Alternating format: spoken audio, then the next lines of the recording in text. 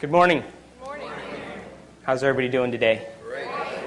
Just curious, how many people created their day this morning? You know why you didn't create your day? Because you don't believe it's possible yet.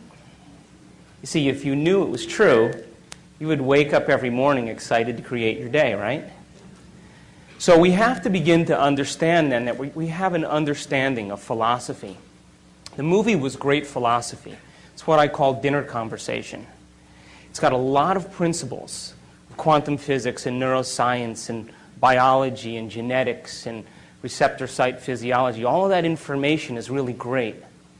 But we have to begin to put the rubber to the road. We have to take this information in some way, apply it to our life, right? Otherwise, it's just good philosophy, and nobody's changed from anything. So today I'd like to spend a little time with you and see if we can make some sense out of the world of quantum physics and your mind. Are you guys interested in that? Yes. Okay. So I was leaving my office a couple months ago, and my staff member handed me this sheet of paper, and she said, "Listen, you have to read this, quick," and I'm on my way to catch a plane, and so I grabbed this piece of paper, and it's this woman who decides to create her day. And she says, "Well, I never considered myself a special person, and so I'm going to create my day, and I'm going to ask for a sign without a doubt that lets me know that I'm special, and I want it to come in a way that surprises me and it leaves no doubt in my mind that I made contact with the field." So she's driving down the road up this 5-mile incline at sunset. And as she's driving up this road, a bald eagle flies in her car, lands on her dashboard, spreads its wings out, makes eye contact with this woman. She pulls off the side of the road, and the eagle flies out the other window. And I said to my office assistant, "You email that woman back and you tell her if she has any doubt now that she's special, we need to talk." Yes? So how come nothing new ever happens in our life? If the quantum law works, and we know that it does, then how come we keep having the same relationships or the same jobs or the same circumstances in our life? How come it's so routine and predictable that it seems that Newtonian physics is the law? Because we haven't mastered this idea called observation. So this one particular researcher says, well, who do I know that, that knows how to pay attention really well? So he gets on the phone, he calls the Dalai Lama, and he says, "Can you send me your 8 best guys? I want to study these guys, and I want to see what happens in their brain when they're focusing on a single-minded thing like compassion or divinity or unconditional love." Now these guys, by the way, had over 40,000 hours of focused meditation. They spent over 40 years practicing. While you were laying on the beach, they were focusing on single-minded thoughts. And then they said, let's take a control group, just a group of people that are just average people, and we'll use the monks, and we'll teach them how to do this thing called focused concentration, what science is now called paying attention. By the way, the average human being loses their attention span 6 to 10 times a minute. How good's our observation? That's why only a few subatomic particles actually pay attention to our mind. So he said, okay, we're going to hook these guys up to these brain scans, particular ones called EEGs. And EEGs measure electromagnetic frequency that the brain emits. And so they took 256 electrodes and they covered their whole entire head.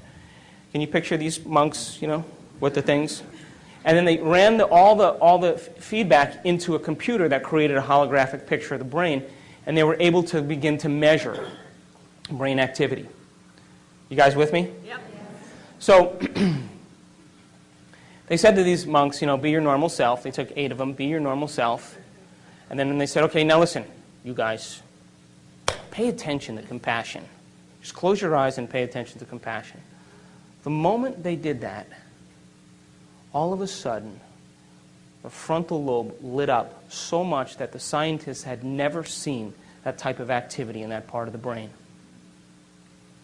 Now then they took the control group and they said, all right, you guys, pay attention to one thing. And of course, what happened? My back hurts. How long is this going to take? I don't really want to do this. Am I doing it right? I wonder what my kid's doing. I got to buy dinner, all that stuff. And guess what happened to their frontal lobe?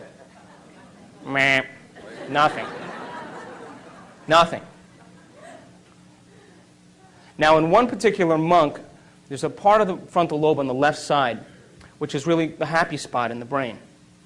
And this guy's left frontal lobe was so ignited that the scientists said, this guy's got to be the happiest guy in the world. They'd never seen activity like this before.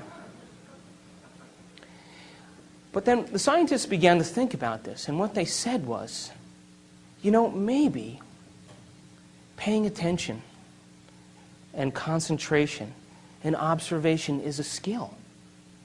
Just like tennis or golf, and you can improve it if you keep practicing it. Now think about this. The brain is the instrument that we use. It's the machinery for us to process thought. How many people will accept that? And it also has some automatic processes that allow us to function. But for the most part, it's the greatest area in the body where there's the greatest number of neurons clustered together. And where you have the greatest number of neurons clustered together, you have the greatest intelligence. So the brain is the central clearinghouse of intelligence. Mind, by the way, is what the brain does. Mind is the brain in action. It's the brain at work. When we can measure a working brain, we're studying mind. You guys with me? 6 to 10 times? Hello? You guys with me? So mind is when the brain is in action. So when we're using functional brain scans and we're studying how the brain works, we're studying this concept called mind. You understand? Yes. Then here's my question. If the brain is the instrument for intelligence or processing thought, and mind is what the brain does, if you can improve the way your brain works, who's doing the improving? And it's that nasty 13-letter word called consciousness. That's the only solution. Consciousness is our self-aware, free-willed individual that is really not the body, is not the brain, and is not the mind. As a matter of fact, consciousness is what manipulates the brain to produce mind. You understand that? The brain processes 400 billion bits of information every second. You know that? I said it in the movie.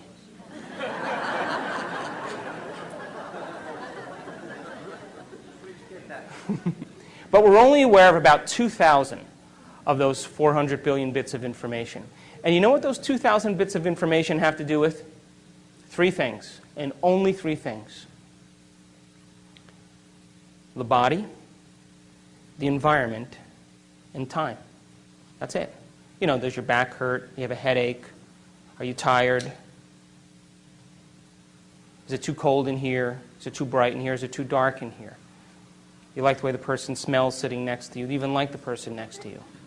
How long is this guy going to talk before we can break? And that's where all of our self-awareness is on. It's only on the body, the environment, and time. And yet billions of bits of information is being processed by the brain. Now, when we can take consciousness, self-awareness, and move it away from the body, the environment, and time, we no longer have to live by the laws of the body, the environment, and time. And when we're able to do that, we begin to open the door to walk into the quantum field.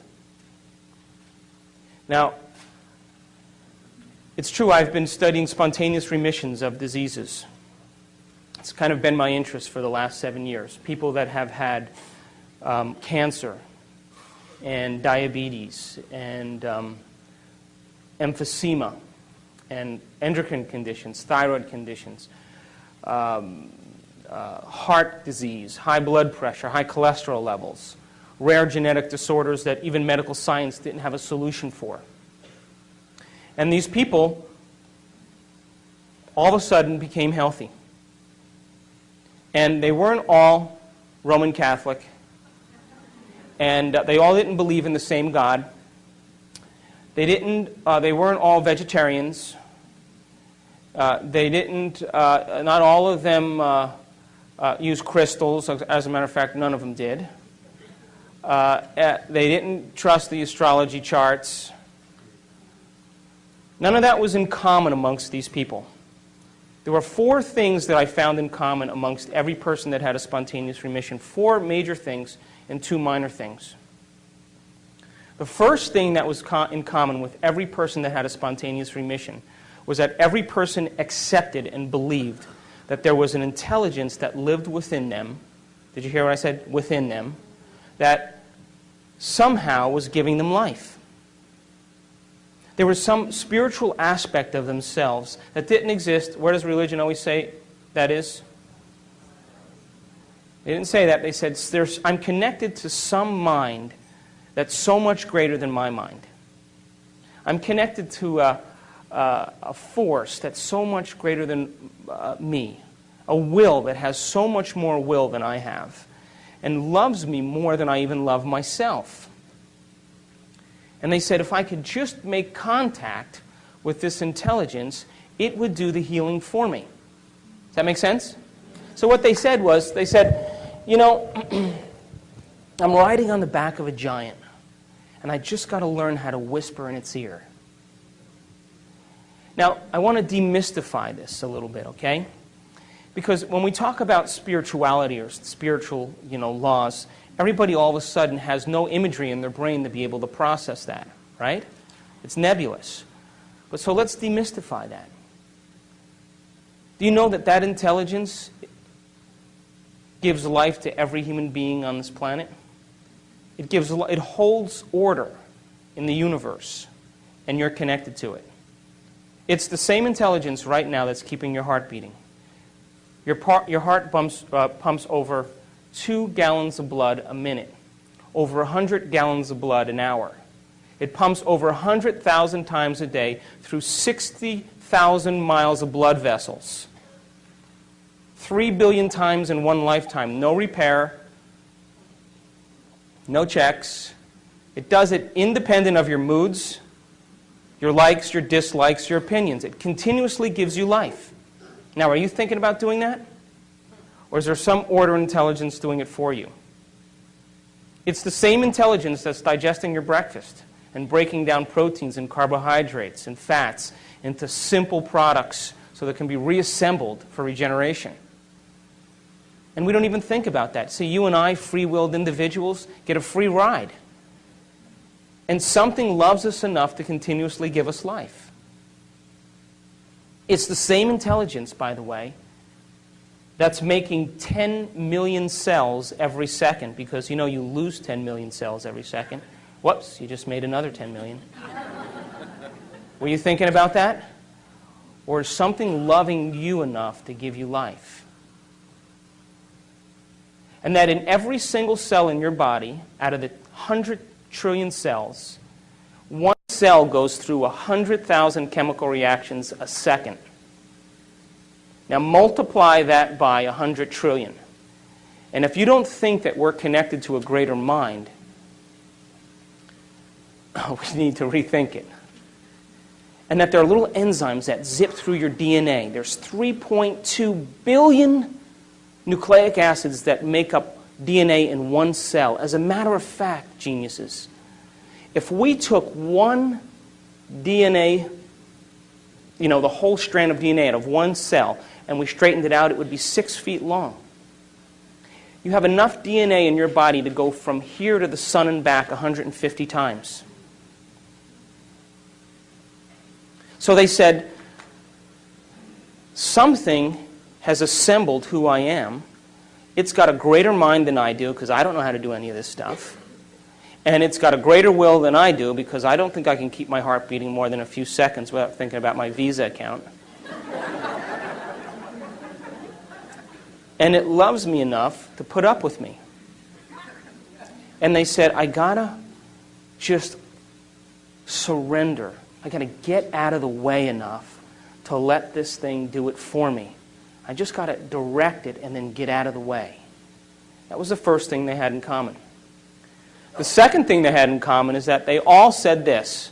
You know, my thoughts, or my attitude, you know, an attitude is a cluster of thoughts pasted together. My attitude created my condition. You know, I've been a victim for the last 15 years. I could never get over it, and it's worked really well for me to get what I want. Or I've been an angry person and I've hated my parents for the last 15 or 20 years, and I got to stop that. It was actually me and who I was being that created this state of health that I'm in.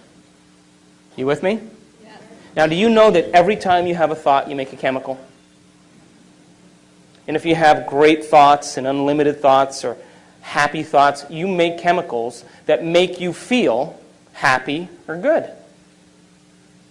And if you have negative thoughts or bad thoughts or contracted thoughts, you make chemicals that make you feel bad.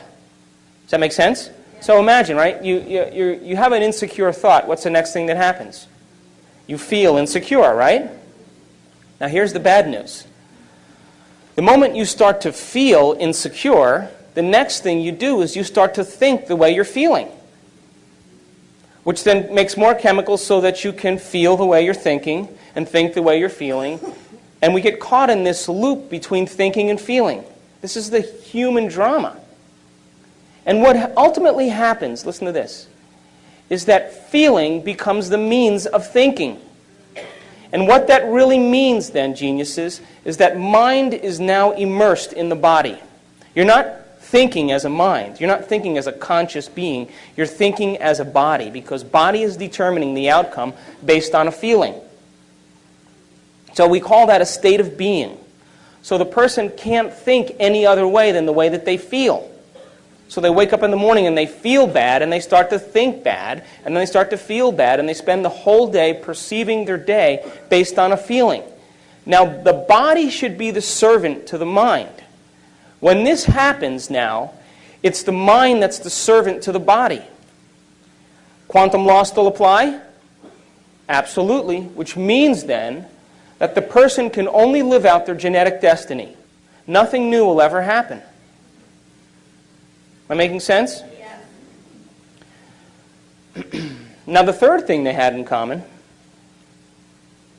is that they all said this.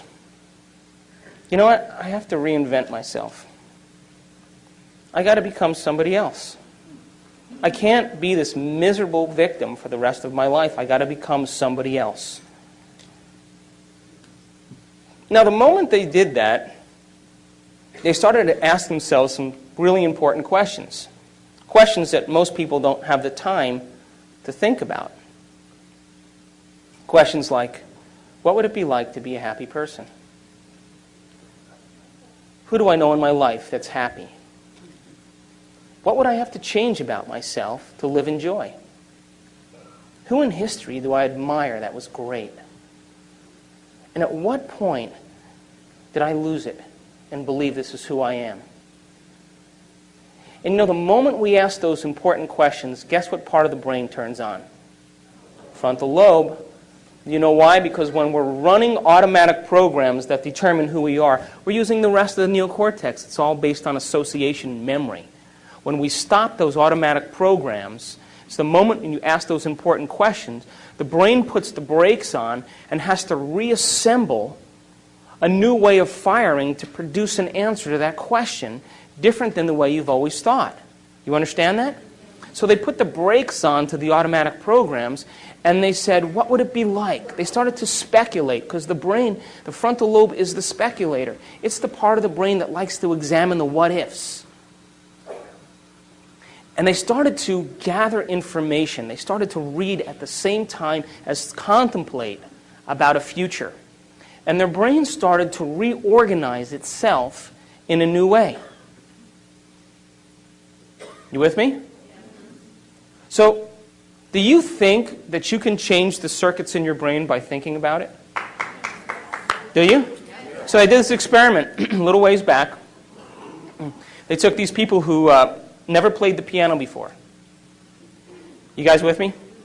And they separated them into 4 categories, and they said, listen, we're going to scan your brains before you learn these exercises, and then we're going to scan your brain after. And all you have to do is show up for 2 hours a day in practice for 2 weeks, okay? And just follow the instructions. And we're going to hook your brain up to these sophisticated scans, and we're going to see what happens before and after.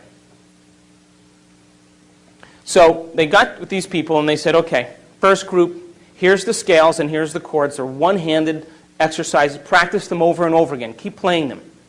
So they played every single day, 2 hours a day for 2 weeks. They scanned their brains before, they scanned their brains after. After 2 weeks, guess what happened? Whole new set of circuits lit up in their brain that never lit up before. That makes sense. You learn something new. Learning is making new connections. Repeating it over and over again is sustaining or maintaining those connections, and that's called memory. So they memorized what they were doing by physically practicing or personalizing what they learned. Make sense? Standard, simple. They took the second group of people and they said, listen, we want you to play 2 hours a day for 2 weeks. We're going to scan your brain before and after, but you know what we're going to do? We're not going to tell you how to play anything. You just come and do whatever you want. Play whatever you want. So at the end of 2 weeks, guess what happened to them? Nothing. You know why? Because they couldn't remember what they had learned the day before. And they couldn't remember what they played the day before, and they had no structure. They got no instruction and no knowledge to be able to apply it to make some steady circuits. Still with me? Make sense? Took the third group of people, they said, listen, don't even show up. Don't even create your day. Same thing. Nothing happens. Last group of people, they said, listen, we want you to come 2 hours a day for 2 weeks. We're going to show you these one-handed exercises. But instead of you physically playing the piano, we want you to mentally rehearse over and over again those exercises. And we know you're going to get tired, so we'll nudge you and we'll keep you awake, but you practice for 2 hours a day and you keep repeating those. At the end of 2 weeks, they rescanned their brain, and guess what happened? Same area of the brain lit up as if they were actually playing the scales. Now, you know what that means? They grew new circuits in their brain just by thinking about it. Just by thinking, just by rehearsing. Now, every time we learn something new, we make new circuits in the brain. If you learn anything new, learning is making a new connection in the brain, new neurological connection. Memory is maintaining or sustaining those connections, keeping them alive. And the only way that we maintain and sustain connections in the brain is by repetition. Repetition allows the neurons to develop a long-term relationship. So these people, every single day, made it the most important thing. They gave up their social engagements. They gave up television. They said, I'm going to mentally rehearse the greatest ideal of myself every single day. And as long as I keep doing it every day, what's going to happen to those circuits? They're going to light up and become the more sustainable circuits to act as a platform of who they will become in the future. Am I making sense? Now, the last thing that they had in common, which I find the most important, is that during this process of rehearsal, while they were sitting down rehearsing who they were going to be, just like the piano players, rehearsing over and over again, they had long moments where they lost track of time and space. In other words, they became so involved with what they were doing that when they opened their eyes or they lifted up their eye masks or when they turned the lights on in the room, it was 2 hours later and it only seemed like 5 minutes. They were so involved with what they were doing that they lost the feedback of the body, they lost the feedback from the environment, and they lost track of time. And the moment that that happens, geniuses, that's the moment we walk through the door to the quantum field. And that is the moment, by the way, according to neuroscience, that we repattern and rewire the brain. And by the way, guess what part of the brain is the most active when we do that? Frontal lobe, because isn't it true that we're making thought more real than anything else in that moment? And because the frontal lobe is the orchestra leader, it has its connections to the rest of the brain. And what it does is it quiets down the association centers, the thinking centers. It quiets down the motor centers. You don't want to move, you get still. It quiets down the emotional centers. And the only thing that's real is the thought. And when we capture that thought in the frontal lobe, when the frontal lobe captures it, as we hold that thought there, what happens is the rest of the neurons in the brain will pattern and make circuits to capture that thought and reflect it as a footprint of whatever we're focusing on. Does that make sense? Because it's as if we're experiencing it.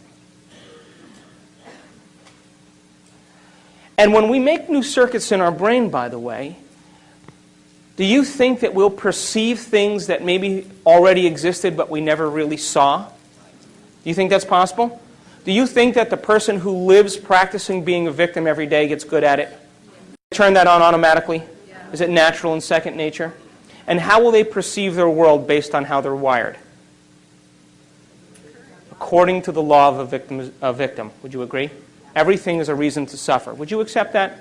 Simple quantum law, right? So if you made new circuits in your brain, do you think you may process or see things in your reality different because now you're wired to see them?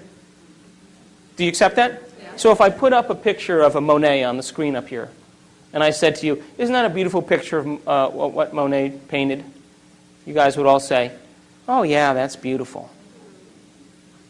And then I took the picture down and I said, did you guys know anything about Monet? Do you know that he spent 44 years of his life teaching himself how to see things differently? And he thought that every person was too busy to stop and pay attention to light. And he loved light. He loved the light first thing in the morning, and he loved the light at sunset, at the twilight hour. And he said that the golden light of the twilight hour and the brightness and the opalescent light in the morning actually colored reality. And that he said, if I can capture this in my paintings and make things bright enough and capture light, maybe people will stop and look and see what they never pay attention to. And then he said, you know, the wisteria and the bridge are one and the same. I can't paint them separate. They're the same to me. And as he got older, he developed cataracts. And the cataracts were so thick that when he looked at the light, it diffused the patterns. So he began to more and more paint exactly what he was seeing. And the doctors urged him to have an operation, to do something to help him. And you know what he said? I worked too hard to see this way. Now, if I took that painting and I put it back up on the screen, would you see it differently? Would you agree that because you learned new knowledge and new information, you made new circuits to perceive what was already there, but you never paid attention to? Yes. Reality is the same way. How about the wine connoisseur? A 1992 Cabernet Sauvignon Silver Oak Alexander Valley. Good bottle of wine. You take that and you give it to the wine connoisseur and he lets it breathe. He knows about tannins. He knows about alcohol content. He knows about oaky flavors. He knows about grapes. He knows about age. He knows about aroma and sweetness. You think his brain is wired to perceive what wine is all about?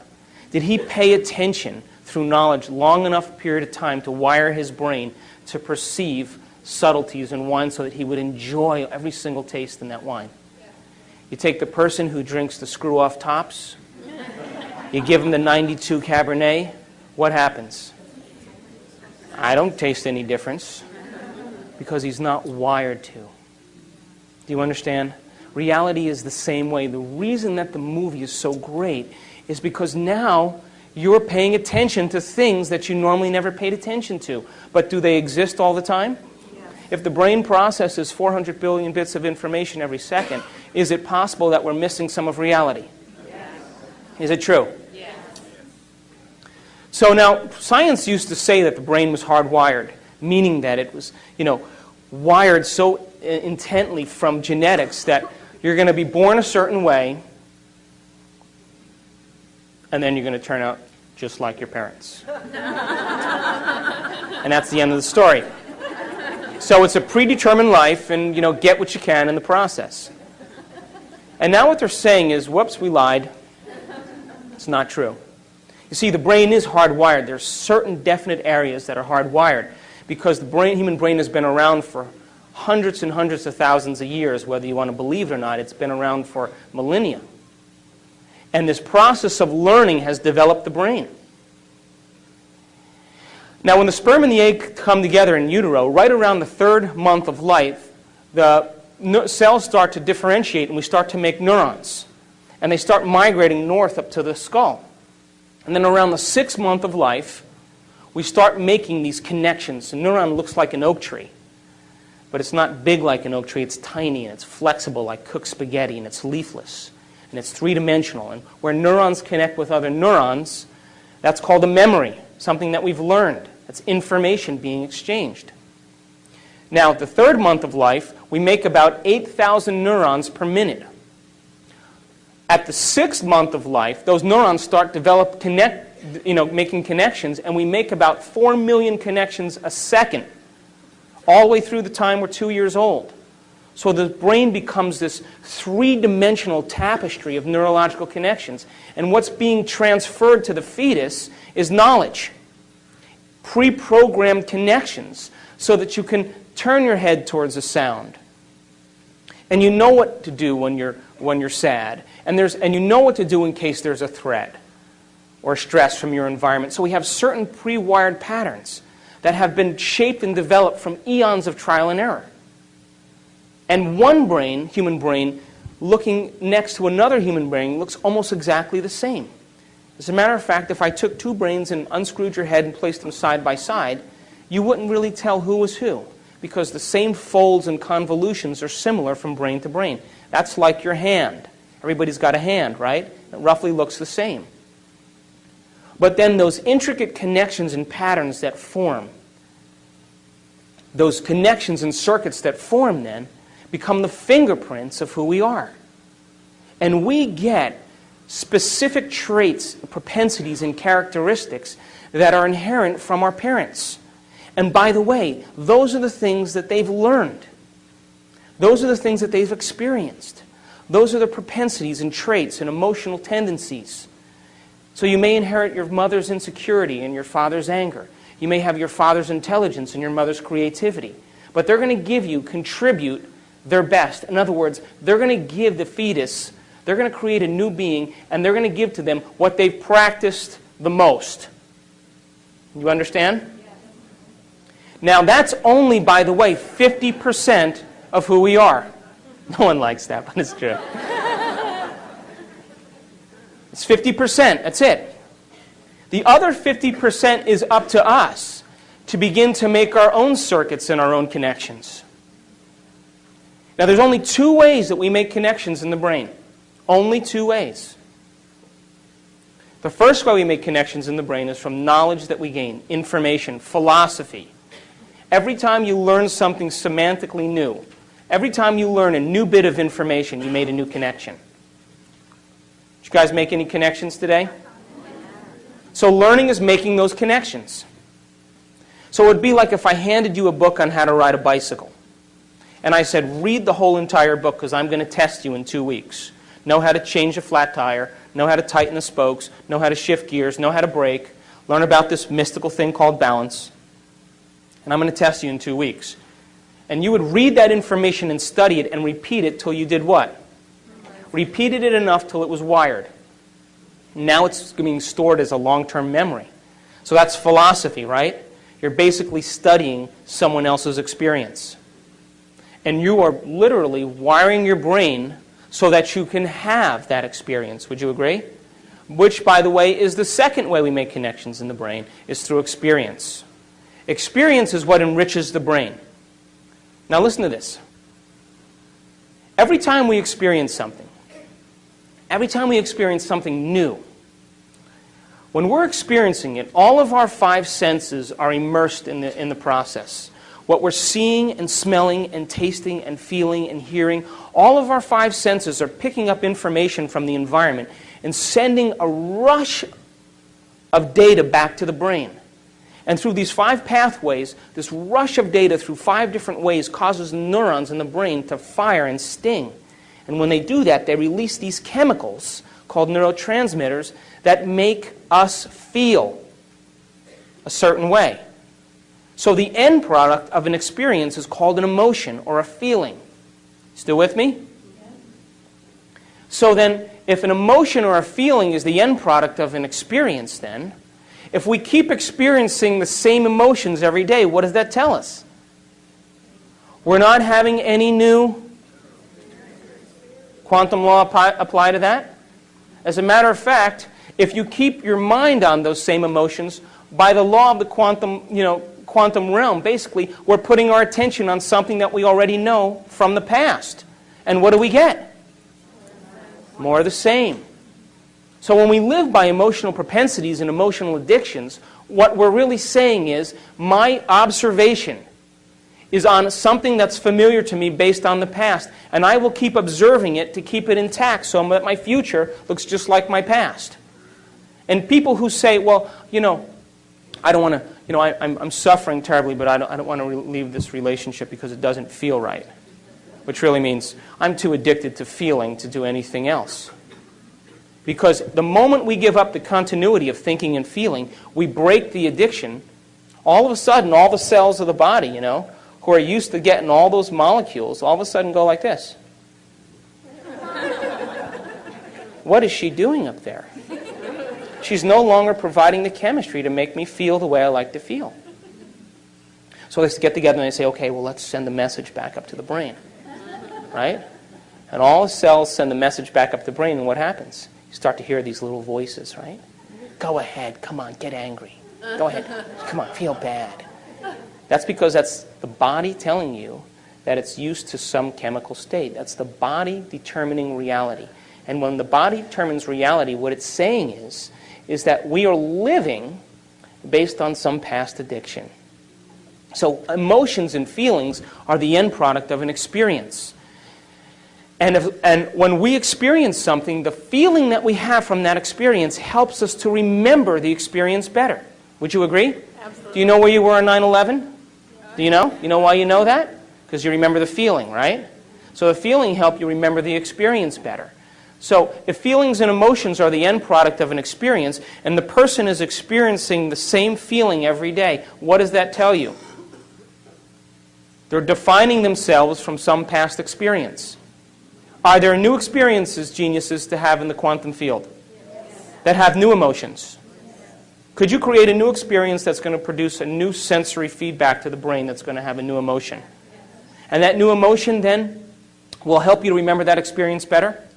And so can you picture in the quantum field future experiences that you would like to have that have nothing to do with survival? Yes. Nothing to do with pain?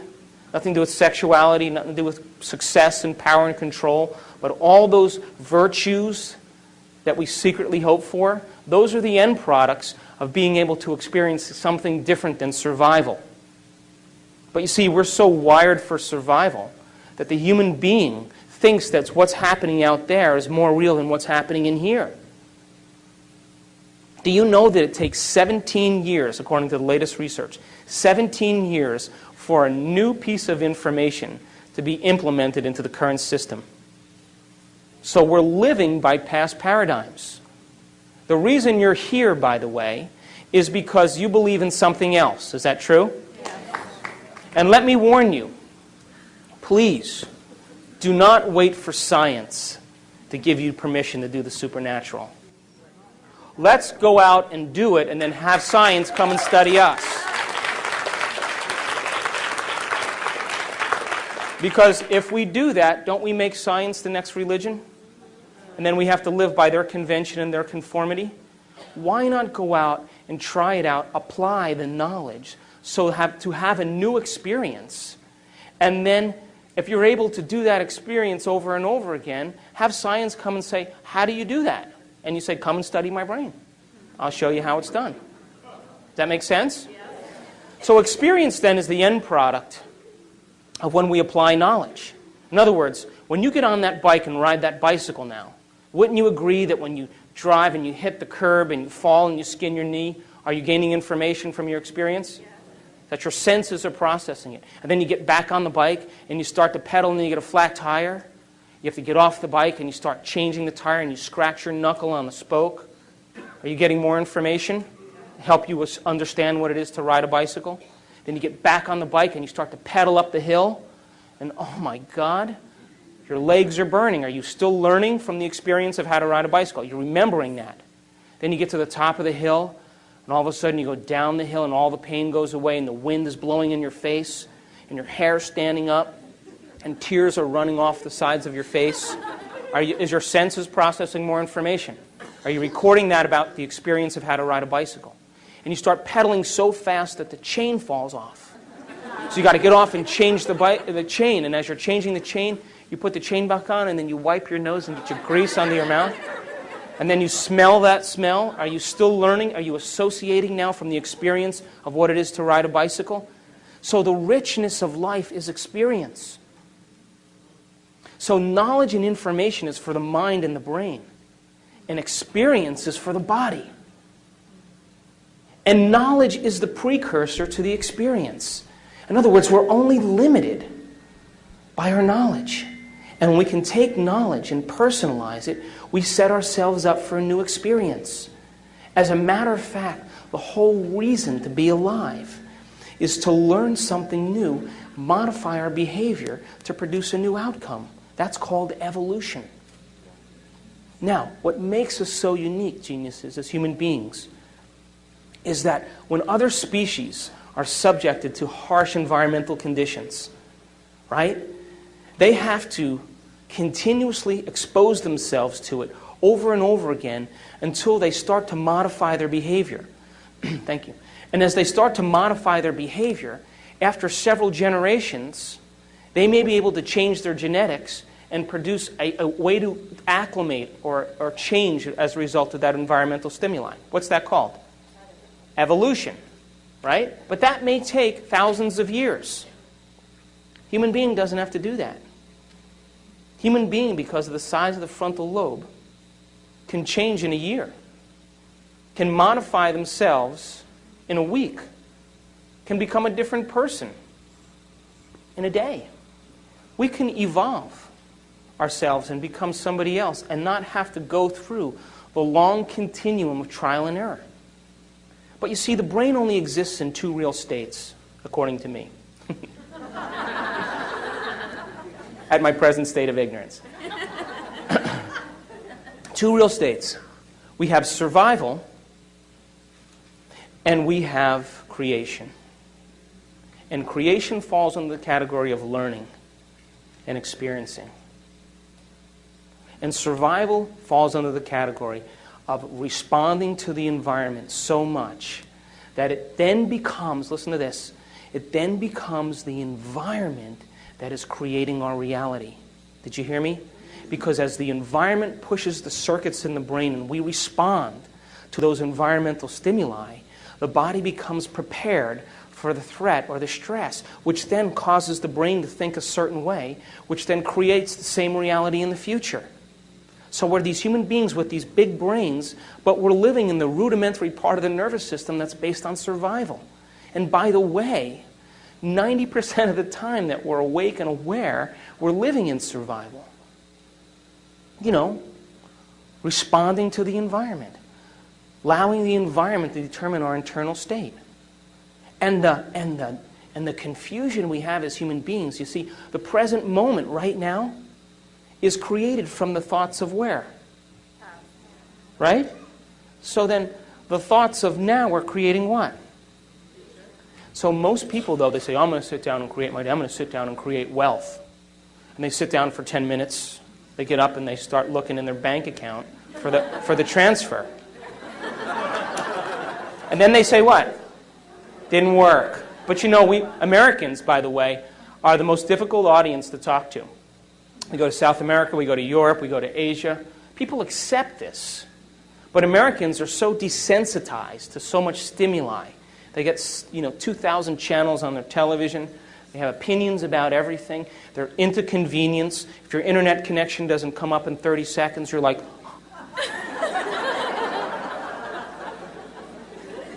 And so if we don't get what we focus on in our arrogance, we all of a sudden say it didn't work. Well, the quantum field works. It's us that don't work. And as we begin to develop the skill of paying attention, We're holding on to an observation, by the way, independent of the environment, independent of our body, independent of time. And by the way, those are the heroes that we fall in love with, isn't it? Whether it's Martin Luther King or William Wallace, or Churchill, or any of those guys, you know what they said? They said, my observation matters. And I'm going to hold on to this thought, and I don't care how long it takes. And I'm going to hold on to this thought, and I'm not going to compromise it for anybody. Nothing in my environment is going to cause me to let go of my belief. I'm going to hold on to this observation, and I don't care what it feels like, because I'm accepting this more than I'm accepting anything else. And you can do whatever you want, but this is what's more real to me. And when we have that skill of observation, don't you think that the observer is going to start getting on board? Don't you think that's possible? So we have to develop that skill. We have to develop that skill. And because we're so prone to convenience that when it doesn't show up the same day within a matter of moments, we discount its possibility. Why not fall in love with an abstraction? Something that you haven't experienced yet. But if you can put all of your mind into that abstraction, don't you think that that abstraction will be your future? Don't you think that's possible? And don't you think you'll wire your brain to be exactly what your future dictates? You see, we can't get anything in our life that we're not first wired for. You can't be wealthy unless you're wired for wealth. So once we're wired for it, implicitly wired, non-declaratively wired, when we've wired it so much that we don't have to think about it anymore, that's the moment we are it. And that's the moment it takes no effort to have the side effect of who we are as a mind show up in our life. Does that make sense? I have a friend who's a millionaire. I went to lunch with him. He said to me, today I lost everything that I owned. Pass the ketchup. And I looked at him and I pushed the ketchup over there, and I was talking to me and I said, Jerry, aren't you upset? He said, what do you mean? I said, well, you lost everything you owned. He said, what? He said, I am money. I've made it thousands of times. I've made it 100 times. I'm going to go make it back in 2 weeks. So the question is, who are we going to rehearse ourselves to be every morning? Can you rehearse in the morning your greatest ideal and activate those circuits? And as you rehearse those ideals for yourself and activate those circuits, won't they be the platform of who you become?